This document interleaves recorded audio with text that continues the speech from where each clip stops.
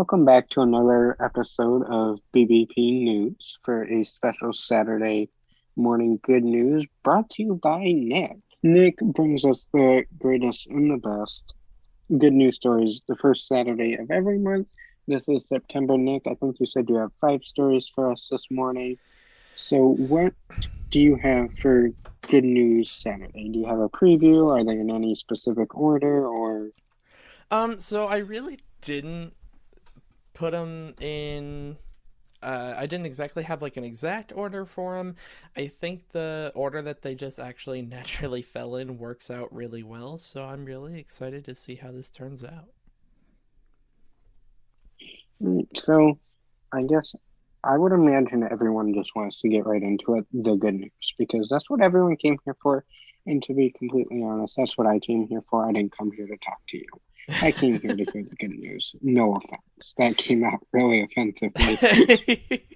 No, none take it. I mean, I love the good news as much as you do. I love the good news a lot, and that's why I just love jumping into the research for these ahead of time, and making these episodes, bringing them to you, and I'm in full agreement. So let's jump right in. So we start out with our first story, and it takes place in Tokyo, where the Paralympics are currently being held, and a guide runner for one of the blind runners actually proposed to her. The guide runner proposed to the runner that he was guiding. And they had been a team for many years and were very close. And um, this took place right after they finished a race. She races for Cape Verde, where she was born, and they had come in fourth. And right there on the track, as soon as the race finished, he took her hand, got down on one knee, and asked her, and produced the engagement ring right there at the Paralympics. And everyone, even the competitors, cheered. And believe it or not, this isn't the first time something like this has happened during the Olympic season, as back in July, an Argentine fencer was proposed to uh, right after her country was knocked out um, of the fencing competition. So this is now the second proposal that has occurred during this Olympic season. Okay, first of all, Nick, that's like a really cool an engagement story. I mean, that's one that even if you weren't involved in the engagement, you'll remember forever because who else can say that you saw an proposal at the Olympics? And who can say you've been proposed at the Paralympics before? I know, and to have it happen right on the track, like right after the race is finished, think about your adrenaline still pumping from the run. You know, you were just racing against tons of other athletes from all different countries and things like that, and all of a sudden you're being proposed to by the person that you have been running with for years and years. That that's a feeling and experience that you don't forget for anything. I only have to say one more thing on top of that. He kind of makes the rest of us look bad, Nick, because no other man in the country or probably the world will be able to do a proposal at the At Olympics. the yeah, no. And what's crazy is this is the second one that has happened. The second proposal that's happened at during the Olympic season. The first one, like I said, during the regular Olympics back in July.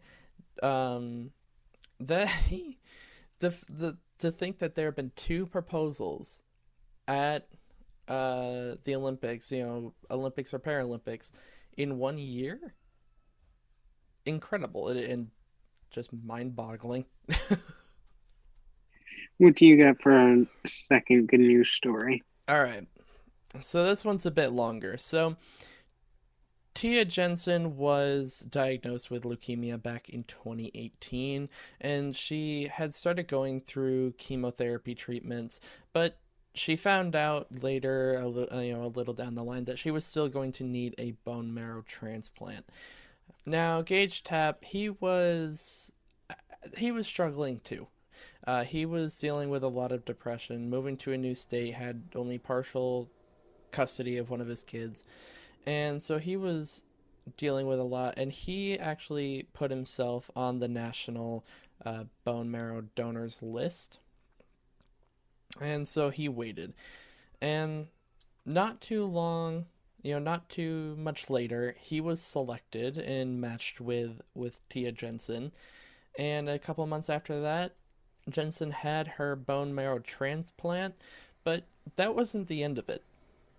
So Jensen wanted to know who her donor was because she wanted to thank them, because it was an anonymous donor, and she, in her mind, someone doing that for someone they didn't even know.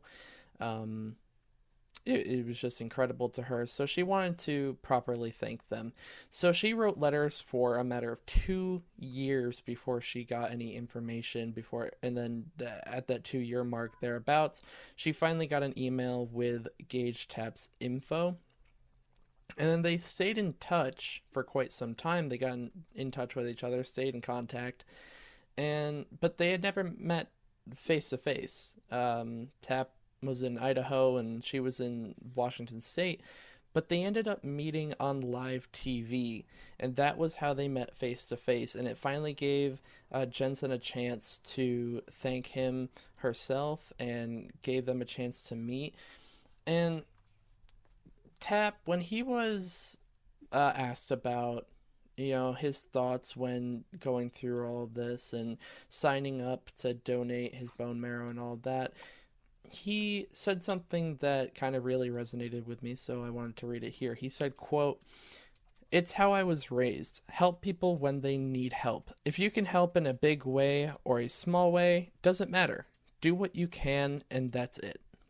I always love these types of good newses because, whenever you sign up to be, like a bone marrow donor, or you donated maybe a part of your liver, kidney, sometimes, unless you're directly related to this person, you don't know who your donor is and you don't know who you're donating it to. Mm-hmm. So when the person that got it donated to makes the effort to try to get in contact with the person they got that, bone marrow for in this case, and to personally thank them, I always like those good news stories because you don't have to, and it's not easy to get that information and track these people down to thank them. And then just to add the whole nother element of having it on national television is even cooler. It's honestly incredible, and the way that these two kind of saved each other without really knowing it is absolutely wonderful, because obviously he saved her life through the bone marrow transplant, um, and all that in his donation, but also, and it was mentioning this as well, was that in a way doing that, and you can really see it in the quote I just read from him, helping her really helped him appreciate life a little more. It allowed him to pull himself out of that struggle that he was going with, or at least give him a step up away from all of that, which is incredible in its own right. Let alone, like you said, the dedication for her to try and find him and thank him herself. The feeling of that, the feeling on his end when he found out about that, I would have no words. I would be absolutely speechless. It's just all magical. It's the best way I can really describe it. I agree with you 100%. And, you really said it a lot better than I did, especially including that quote and, the whole significance of that behind it. But what do you have for our third good news story? Okay, so for our third story, we are transporting ourselves over to London, England, because Natalie T. Pa, I hope I'm pronouncing that correctly. I'm sorry if I'm not. She is a blind singer who went into a restaurant in London after a performance, and she had gone into the restaurant with her friend. Now, the thing was, this was Natalie's birthday, um, and so her friend told the restaurant staff that, and the staff noticed that Natalie was blind, and they did something that is honestly rarely seen. The restaurant took it upon themselves, the workers took it upon themselves to actually look up how to write out happy birthday in Braille. And then they froze chocolate and then actually wrote it out and brought it out to her um, on a plate for her to read. And this wasn't anything suggested by the friend. Actually, the staff had pulled her aside, had pulled the friend aside when she had gone to go use the restroom, and asked her like, "Hey, is this something that would be appreciated? Is this something that would be well taken and appreciated?" So it wasn't her idea at all. They took it upon themselves, and this restaurant is very new. It had only been operating at that point for a few weeks, and they were doing something like this. They were going this extra mile, and the whole thing was captured on video and now has over 16 million views. So this has been widespread. I've said it once, I've said it twice, and I'll say it again. Small businesses, especially small businesses that are in the restaurant field, they always go the extra mile to please their customers because they want people to come back. And not only that, they want a good reputation of them.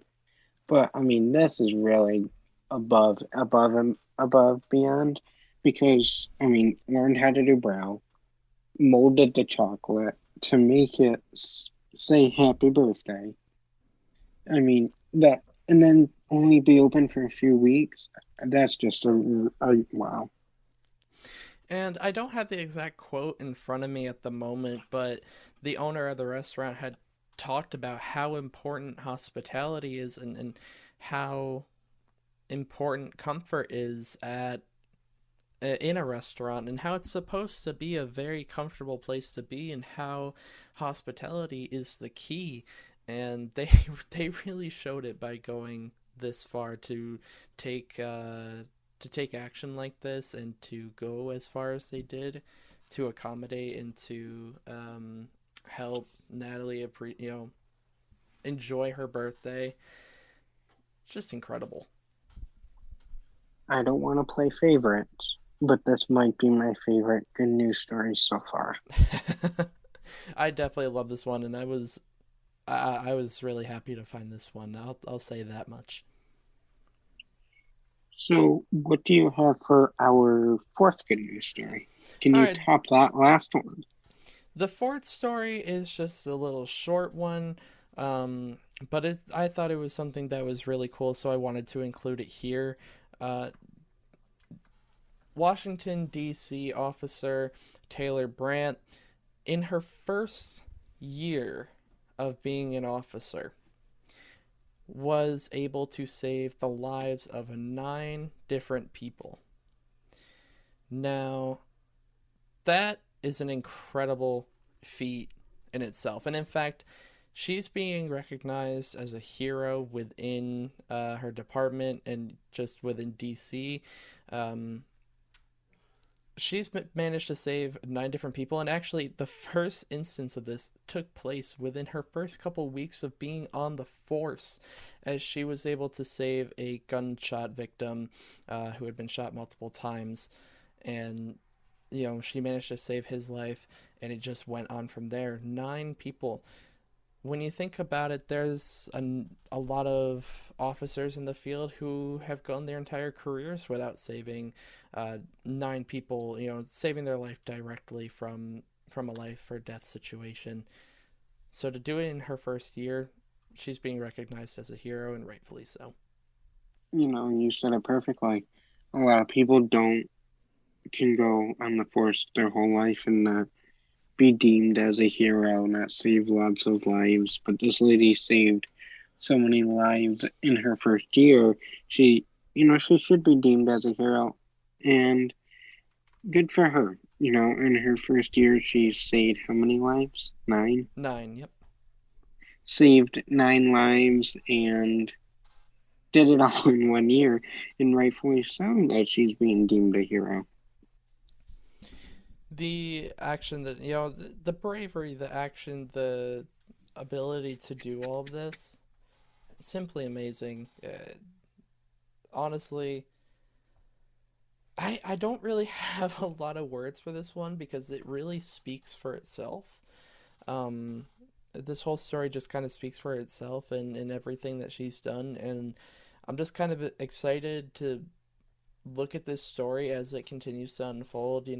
Look at in another year, when she's been on the force for 2 years, see what has happened since. Because this is kind of a story that'd be cool to really keep up with, Oh, I think. fun. Yeah, I agree. And for our fifth and final good news story, what do you got for us? For the fifth and final good news story, I thought this one was a great one to end on. So, in the Atlanta National Airport, there was a man playing piano there, and he plays in that airport regularly.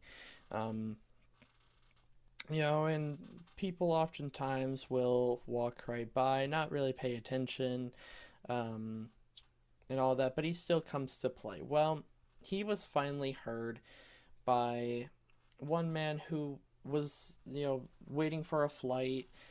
His event that he was going to was canceled, so he had time to wait for his flight. Uh, kind of just walk around and see what was going on, and he came across this man playing piano, and he has a major following on social media. This man does. So he to reached out to his followers, and he asked them to help raise some money for this pianist. And he said it himself, he only expected to raise about $2,500.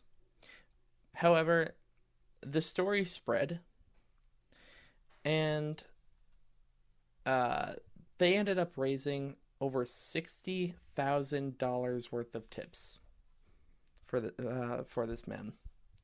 And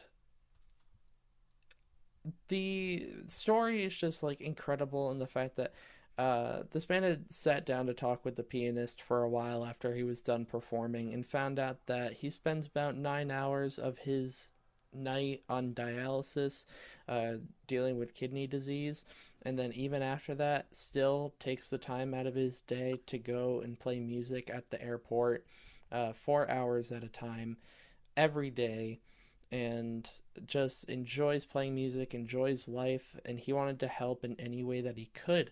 So like I said, he reached out to the followers, and they raised over $60,000 for this pianist. I only have one thing to say. The power of social media can be great, and also that $60,000, over $60,000, will be a great use for the dialysis. The medical bills and such. But power of social media, that's great. The power of social media, you're absolutely correct. I mean, it can be so helpful. And that's the thing is that, we see a lot of bad things come from social media, a lot of negativity, a lot of fighting, and everything else. But it's instances like this where you just have that spark of hope for social media and just for everything, because you get to see that this kindness and this compassion and all of this still exists. It's still out there, even with everything else going on in the world. And so for them to raise over $60,000 for this man that they had never met before, never spoken to, never seen before, just it's wonderful to see. The compassion is just truly touching. I agree. And that is the end of this Saturday morning good news. Like I said, we do them every single month. Nick finds the greatest and best good news stories all around the country. But we will be back here Monday morning for a news episode. Dumb Laws on Wednesday and Friday a news episode. But until Monday morning, have a great long weekend, everybody. Bye, guys.